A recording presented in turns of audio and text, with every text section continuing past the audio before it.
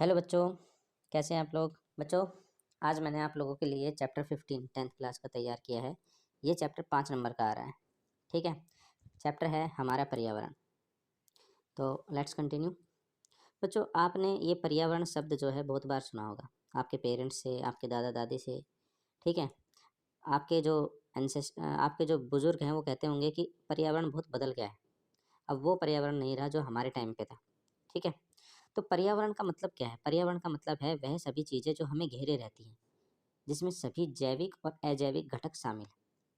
ठीक है, तो पर्यावरण का मतलब है कि वो सारी चीज़ें जो हमें घेरे रहती हैं, जिसमें जैविक भी शामिल है और अजैविक भी शामिल है। जैविक व अजैविक घटकों के पारस्परिक मेल से पारितंत्र का निर्माण होता है। देखो, यहीं पे एक नया शब्द आ गया, पारितंत्र। पर्यावरण से ही बनता है पारितंत्र।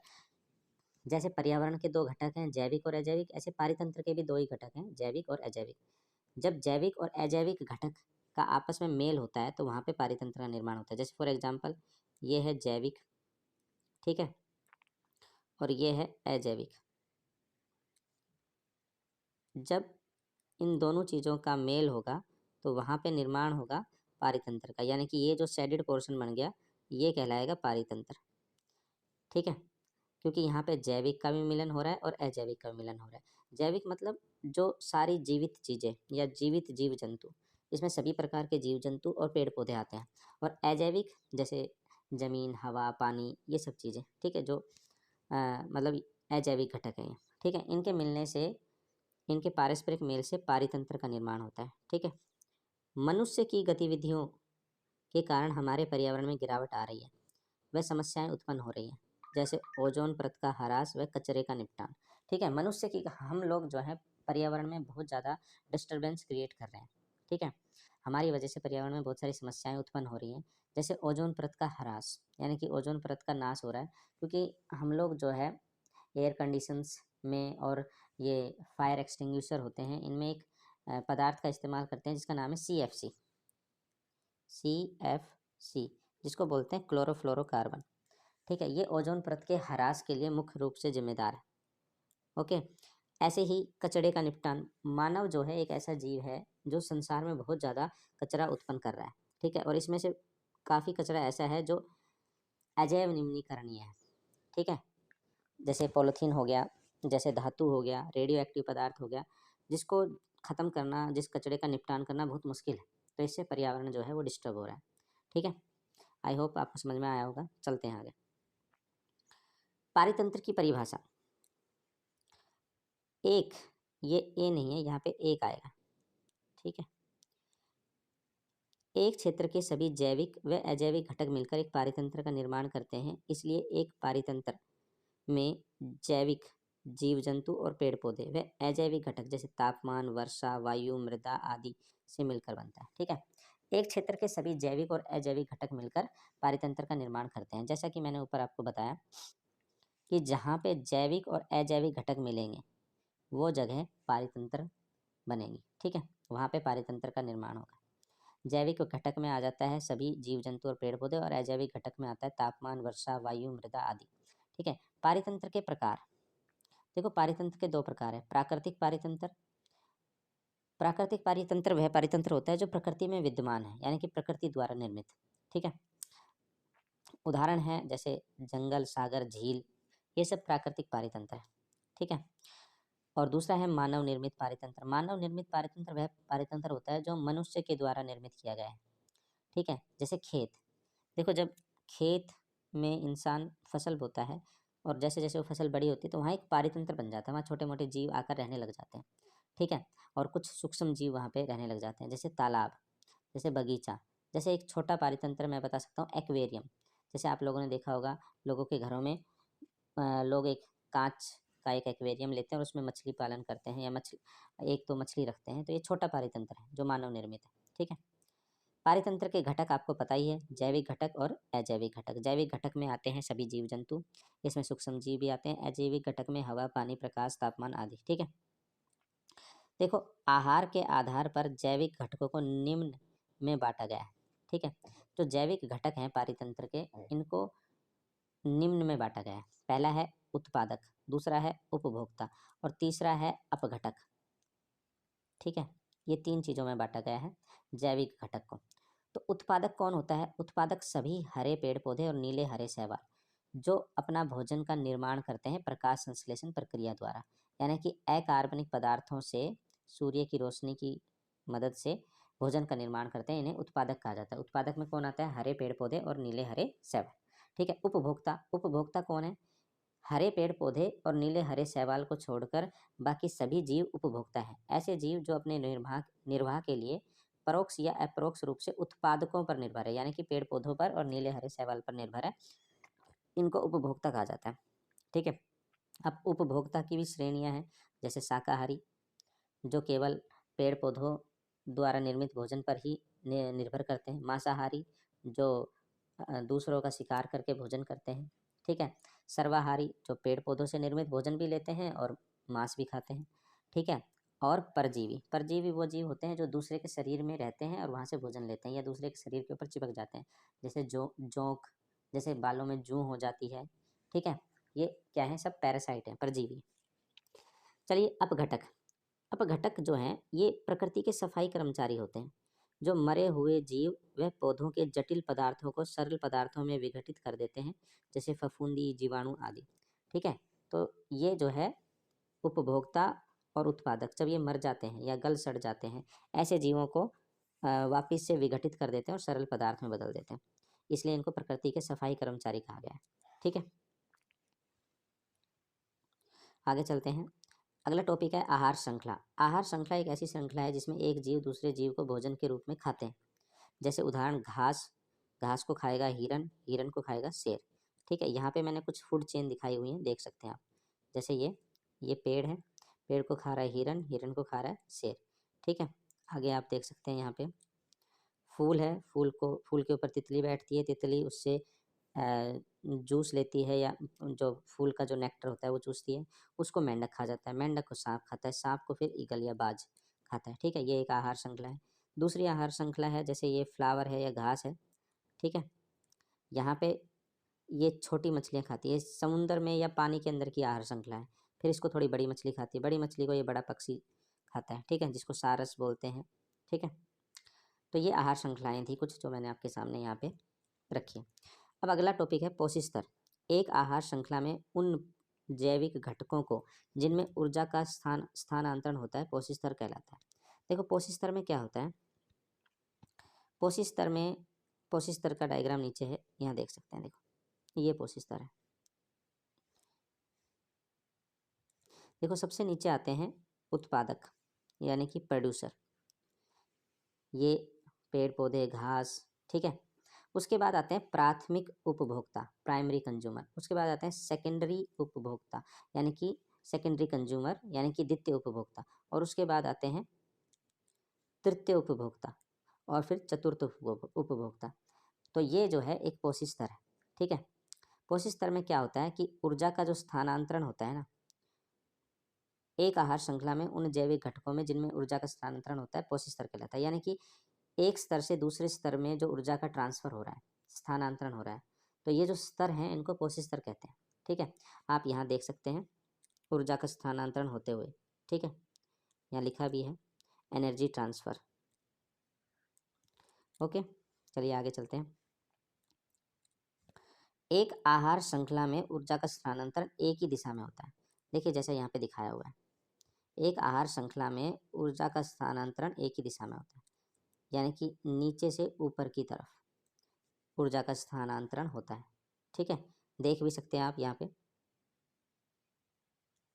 देखो उत्पादक जो है वो ऊर्जा का निर्माण करते हैं, फिर प्राथमिक उपभोक्ता, द्वितीय उपभोक्ता, तृतीय उपभोक्ता, चतुर्थ उपभोक्ता उसी ऊर्जा का उपयोग करते हैं, तो ऊर्जा का स्थानांतरण एक ही दिशा में हो रहा है। ठीक है, चलिए आगे चलते हैं हम। आहार श्रृंखला में अगर आपको देखना है ऊर्जा का स्थानांतरण, तो यहाँ पे भी आप देख सकते हैं, ये जो एरो का निशान है ये ऊर्जा के स्थानांतरण का ही निशान है। ठीक है, तो ऊर्जा का स्थानांतरण एक ही दिशा में हो रहा है, और एक पोषी स्तर से दूसरे पोषी स्तर पे, जैसे इसको बोलेंगे हम उत्पादक, इसको बोलेंगे प्राथमिक उपभोक्ता, इसको बोलेंगे द्वितीय उपभोक्ता, इसको बोलेंगे तृतीय उपभोक्ता। ठीक है, और इसमें क्या है? चतुर्थ उपभोक्ता है। ये तो उत्पादक हो गया, प्राथमिक उपभोक्ता, द्वितीय उपभोक्ता, तृतीय उपभोक्ता और चतुर्थ उपभोक्ता, और ये ऊर्जा का स्थानांतरण हो रहा है एक दिशा में। ठीक है, चलिए आगे चलते हैं। आई होप कि आपको समझ में आया होगा। ऊर्जा का 10% नियम।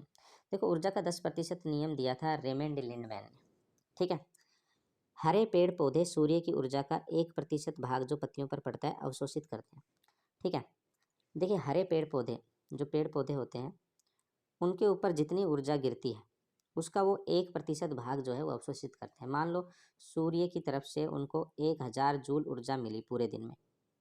ठीक है, 1000 जूल, तो उसका 1% ही वो अवशोषित कर पाते हैं। तो 1000 का 1% कितना होता है? 10 जूल।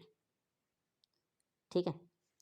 अब ऊर्जा का 10% नियम के अनुसार एक पोषी स्तर से दूसरे पोषी स्तर में केवल 10% ऊर्जा का स्थानांतरण होता है, जबकि 90% ऊर्जा वर्तमान पोषी स्तर में जैव क्रियाओं में उपयोग होती है और मुख्यतः ऊर्जा का पर्यावरण में ह्रास होता है।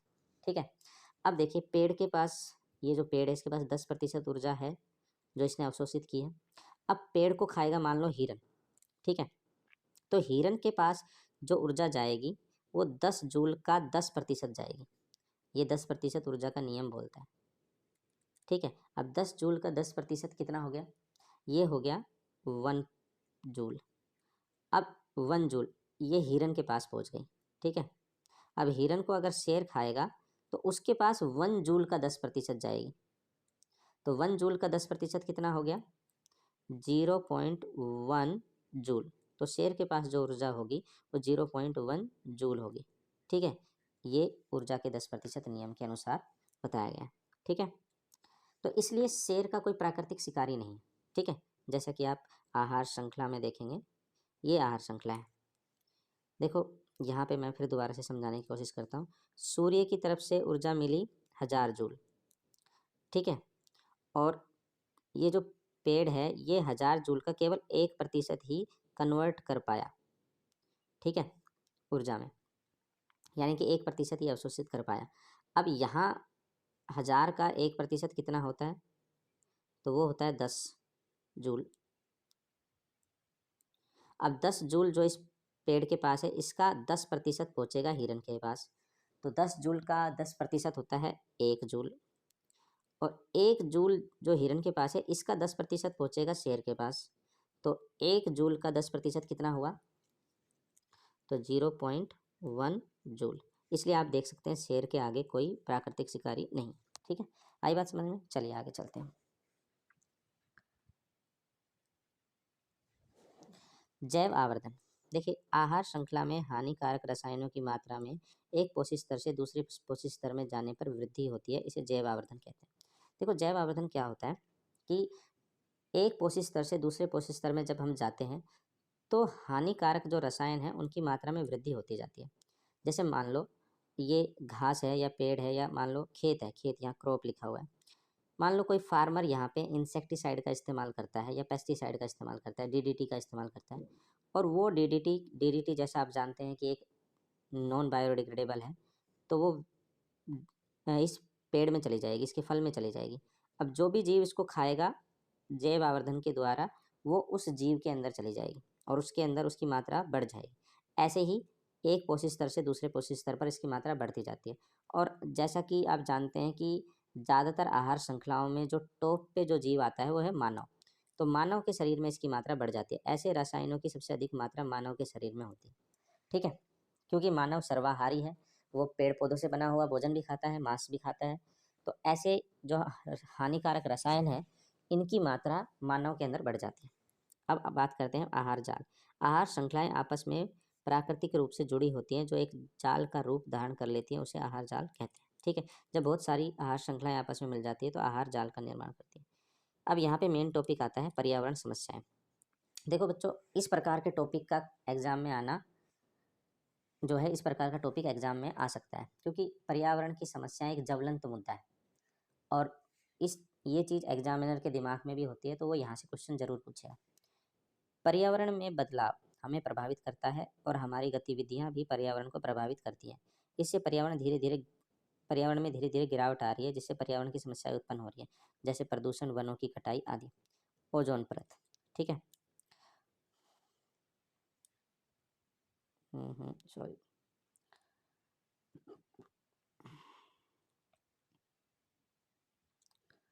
देखिए, ओजोन परत पृथ्वी के चारों ओर एक रक्षात्मक आवरण है जो कि सूर्य के हानिकारक पराबैंगनी प्रकाश को अवशोषित कर लेती है। इस प्रकार से यह जीवों की स्वास्थ्य संबंधी हानियां जैसे त्वचा कैंसर, मोतियाबिंद, कमजोर परि परिरक्षा तंत्र, पौधों का नाश आदि से रक्षा करती है। देखो, ओजोन परत जो है हमारे पर्यावरण में मौजूद एक रक्षात्मक परत है, रक्षात्मक आवरण है जो सूरज की हानिकारक पराबैंगनी किरणों से हमारी रक्षा करती है। ठीक है, ये ओजोन परत जो है पर्यावरण में मुख्यतः समताप मंडल में पाई जाती है।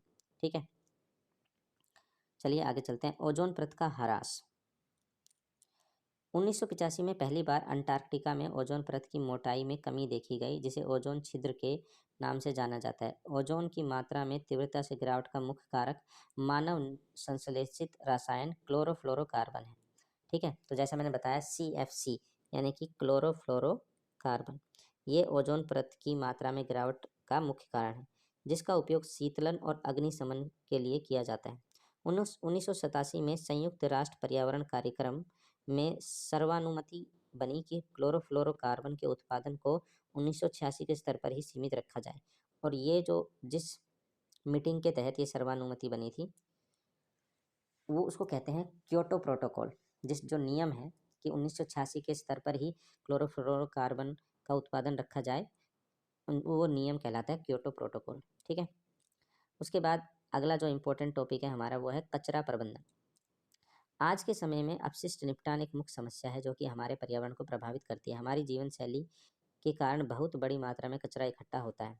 कचरे में निम्न पदार्थ होते हैं। जैव निम्नीकरणीय पदार्थ वह पदार्थ जो सूक्ष्म जीवों के कारण छोटे घटकों में बदल जाते हैं। उदाहरण फल तथा सब्जियों के छिलके, सूती कपड़ा, जूट, कागज आदि।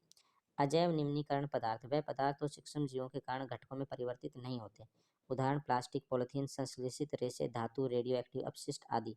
सूक्ष्म जीव एंजाइम उत्पन्न करते हैं जो पदार्थों को छोटे घटकों में बदल देते हैं। एंजाइम अपनी क्रिया में विशिष्ट होते हैं, इसलिए सभी पदार्थों का अपघटन नहीं कर सकते। देखो, कचरे में दो प्रकार का कचरा होता है। एक होता है जैव निम्नीकरणीय कचरा, एक होता है अजैव निम्नीकरणीय कचरा।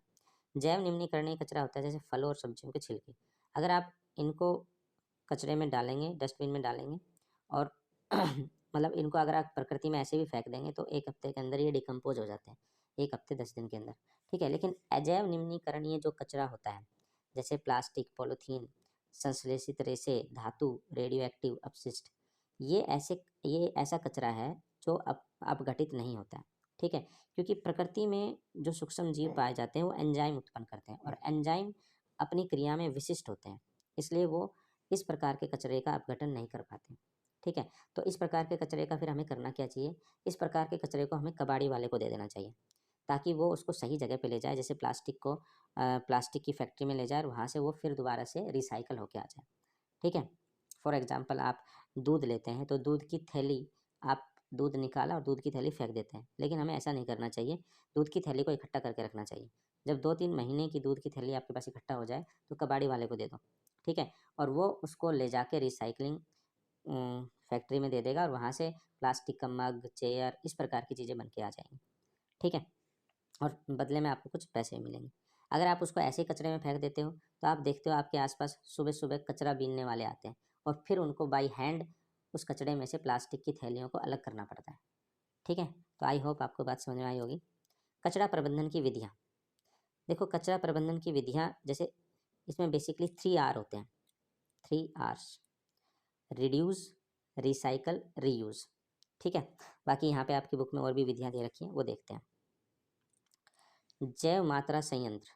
जैव निम्नीकरणीय पदार्थ इस संयंत्र द्वारा जैव मात्रा व खाद में परिवर्तित किया जाता है। देखो, जो जैव निम्नीकरणीय पदार्थ होते हैं वो इस एक प्रकार का ये संयंत्र होता है या मशीन होती है जिसके द्वारा वो खाद में परिवर्तित किया जाता है। सीवेज उपचार तंत्र। नाली के पानी को नदी में जाने से पहले इस तंत्र द्वारा संशोधित किया जाता है। ठीक है, देखो, नाली का पानी जब नदी में जाएगा तो नदी को दूषित करेगा क्योंकि नदी एक फ्रेश वाटर का सोर्स है और नदी का पानी दूषित हो जाएगा तो बहुत ज़्यादा जो हमारा फ्रेश वाटर है वो दूषित हो जाए, इसलिए नाली के पानी को संशोधित करना बहुत ज़रूरी है। कूड़ा भराव क्षेत्र। देखो, जो निचले क्षेत्र होते हैं, जो निचले इलाके होते हैं, वहाँ पे कूड़े को भर दिया जाता है और दबा दिया जाता है, जिसको लैंड फिलिंग भी बोलते हैं। कंपोस्टिंग।